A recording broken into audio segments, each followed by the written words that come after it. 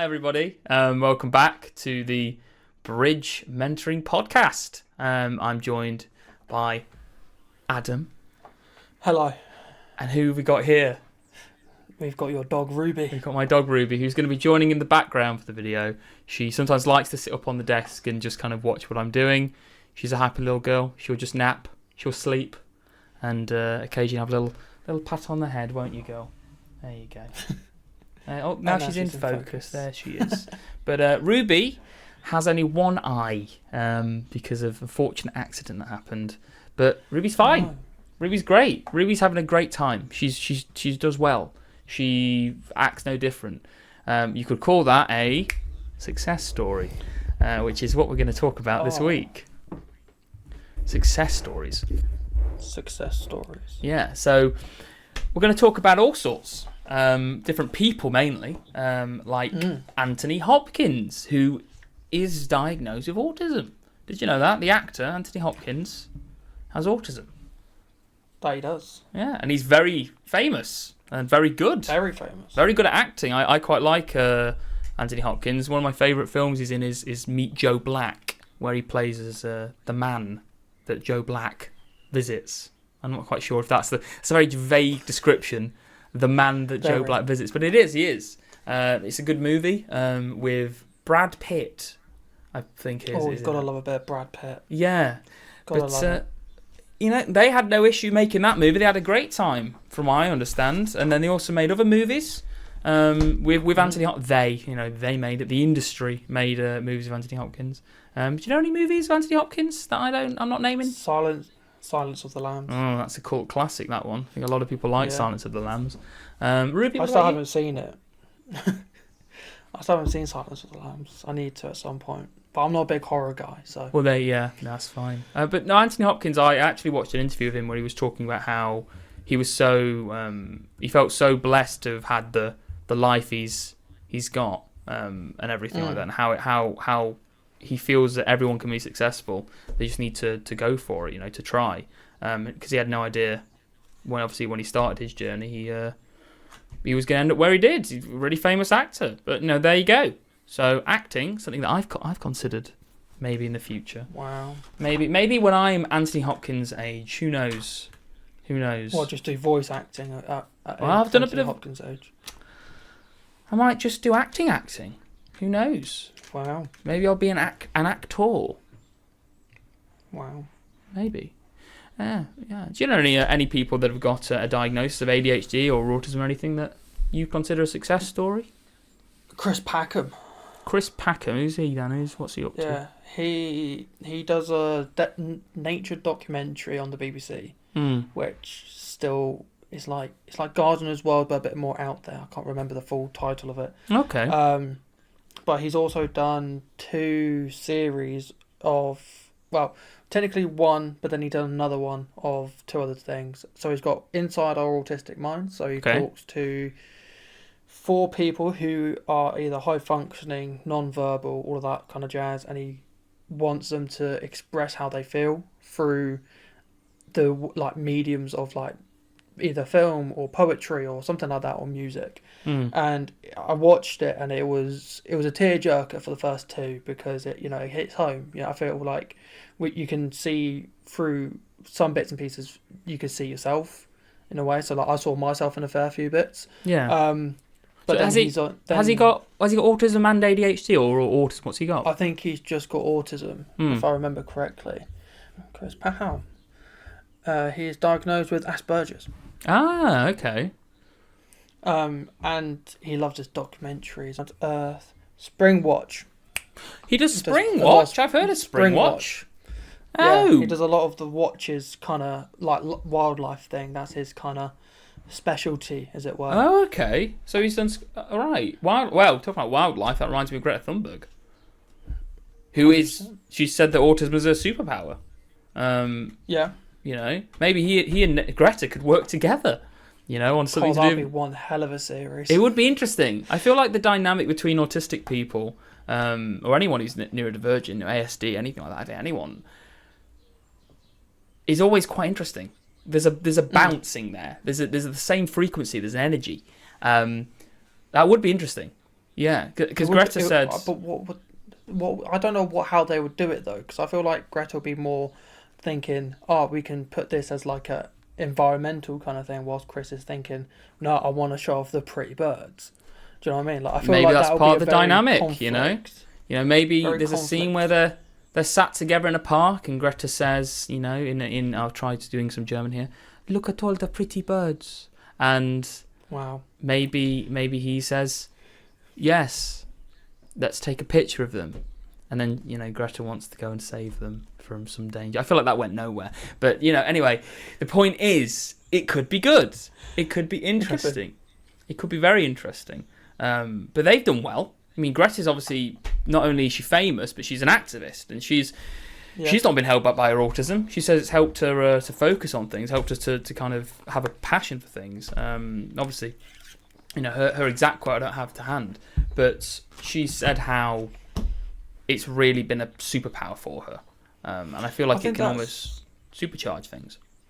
I think that's most for these people. Is like, especially if we take Greta as a really good example with this, because it could be classified as her hyperfixation. Yeah. It? So if she's really, really wanting to change the world for the better, which is always nice, then that's one way that she can do it.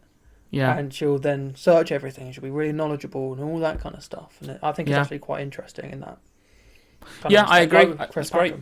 I think her hyperfixations, I think, are wonderful. They are basically just people's interests kicked up to 11. So it really can help a lot of things, especially when it's something that matters, like the environment, which we absolutely know that we all live within the environment, and we need it. So I can kind of see how she'd be so passionate about that, even without, you know, being kind of boosted by her fixation on it, her interest in it.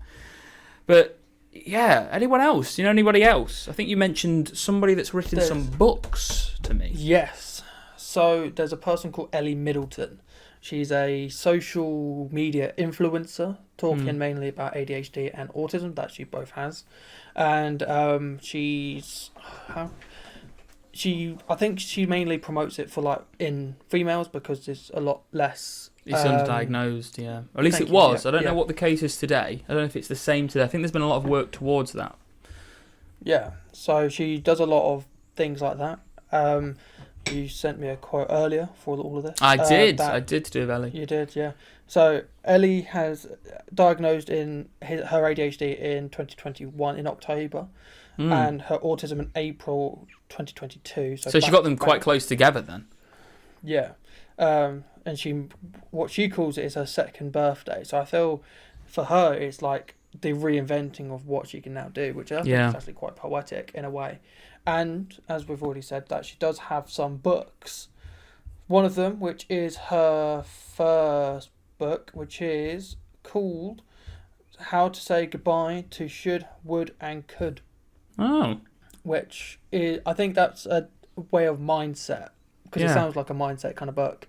And I feel like that'll be actually really good, actually maybe read at one point, is to be like, okay, right, yeah, we've got all of this stuff, but it could be different, and stop with the woulda, coulda, shoulda. Have you read the book? Have you read that book, or is it a book you might read?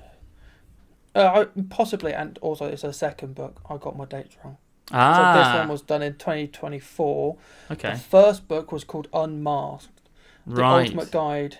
Let me find the Ultimate Guide to Autism, ADHD, and there was a ... afterwards, and I don't know what and is. The Other World. Hey. I mean, these things about mindset. And neurodivergency.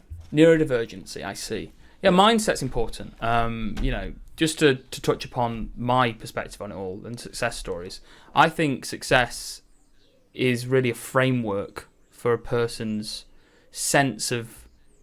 almost a sense of purpose. You know, why are you doing what you do? You know, what is your success? We've talked about, obviously, actor, we've talked about activist, and an avid writer. But what we haven't talked about is why these are successful. I think these are successful because they have goals and they're meeting them. You know, they've met them, they're meeting them, and they're going forward. And that, to me, is what success is. I've always seen success really, honestly, since I heard a quote as a young boy, I heard a quote of success is waking up in the morning and doing what you want to do, and I got that stuck with me. That really did stick with me. If you can do that, you'll be happy. If you can get up in the morning and just do what you want to do, you can be happy. And that doesn't have to be being a famous person. It doesn't have to be an activist. Anyone can be successful. It's just about why it's a success to you. So to me, I have successes in every little thing I do. I play a video game. A success is beating a boss. A success is finishing a level. Success is finishing a game, writing a review, tying it up, and sending it off to the world for other people to see what I think. And the same for movies. Even watching a show. If you can say, I really want to watch this season of this show, finishing a season of a show can be a success. Because you may struggle to focus. You may struggle to pick up on things outside of what you used to. And people have comfort shows for a reason. They feel like home. So going out and watching a new show or listening to a friend's recommendation of a book and then reading it, to me is a success. If you've been able to meet that goal. And that can be everything. From cooking to talking to people, going on a walk. These things are all what I think are successes. And together, it makes a life a success story. That's how I see it. That's my take. And I think living by that is happy. It's a happy way to live your life. And it can be difficult sometimes. But if you're able to take the little wins, good. So yeah, that's my take on that there. And as for Ruby, what's your take? She said the more treats she gets, the happier she is. So her goal is to have treats and to go out on walks. Isn't that right, Ruby? The ears mean yes. Yeah. But it's an interesting one. Do you have any thoughts overall on what we've talked about, on the people and everything, on these, goals and everything, success stories?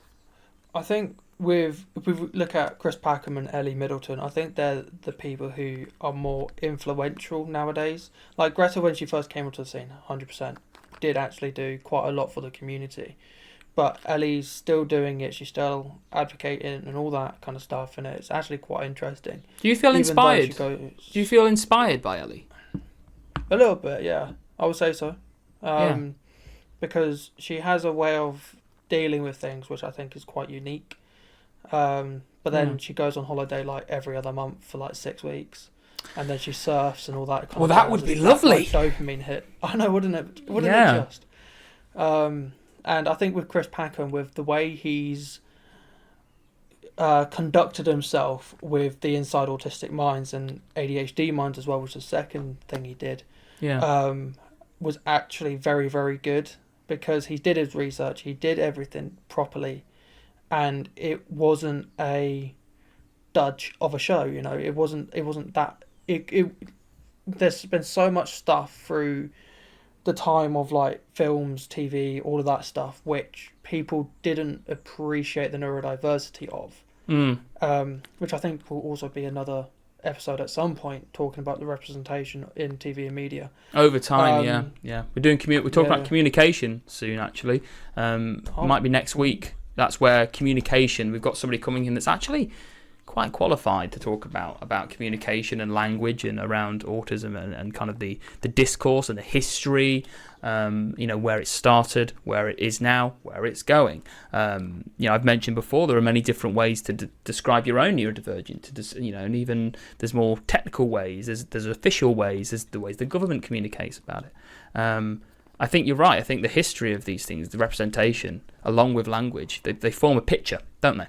They form a picture of 100%. Society and how we view autism. It's quite interesting. I think you're right there. I think we should do an episode on that in the future.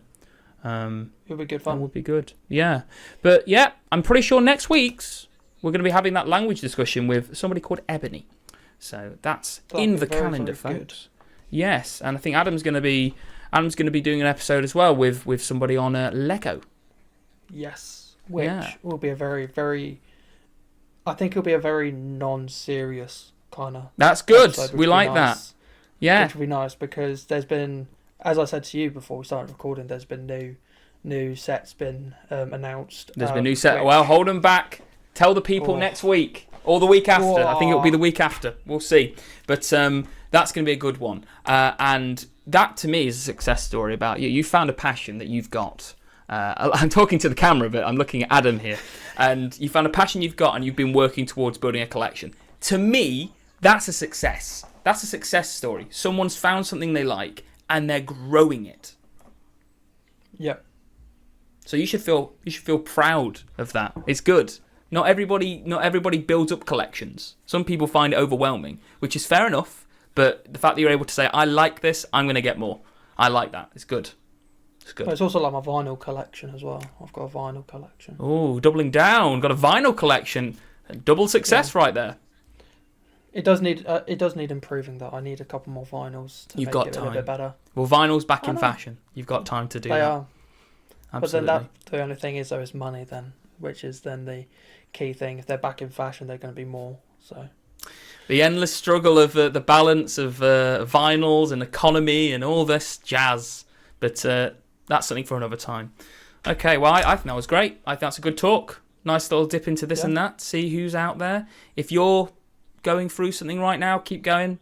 You'll be a success story. Don't worry. Just keep on going. Keep on trucking. And we'll see you next week. Bye for now.